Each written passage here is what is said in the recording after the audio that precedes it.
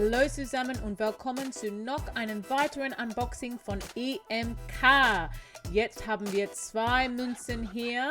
Das ist die besondere Krönung am 6. Mai 2023 für König Charles III. Und fangen wir erstmal an mit 1 Unz Silber. So, die äußere Packung, das ist eine blaue Packung. Und hier drin haben wir die schöne Decke hier für der Etui. Man kann das benutzen auch für Putzen und das gibt der Etui ein bisschen extra Sicherheit. Und diese liebe Blau da auf unserer Zertifikat Authentizität. Ein sehr schöner Blau. Man hat da ein paar Details. Die Auflage hier für der Silber, das ist nur 1500 Exemplare. Sehr, sehr schön. So, erst einmal hier haben wir König Charles III.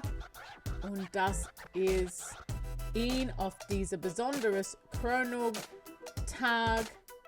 Das ist bei der Westminster Abbey gekrönt. Er war bei der Westminster Abbey gekrönt. Und auf die andere Seite haben wir Königin Elisabeth II.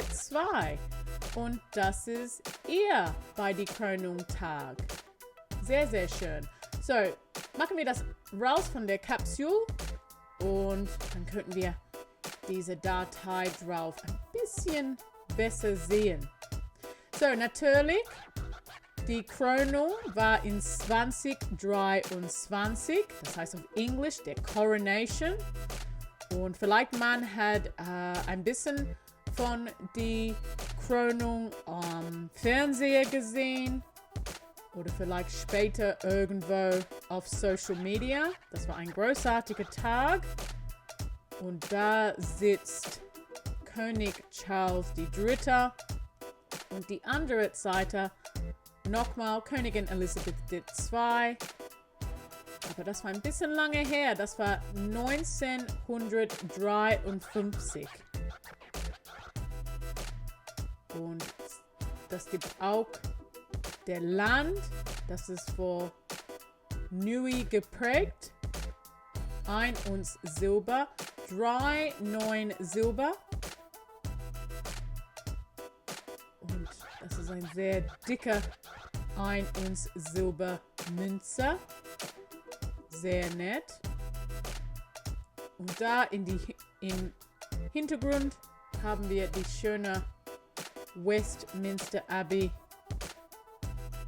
Und die zwei, das haben in dieser ganz großen Stuhl besitzen für ein besonderes Tag.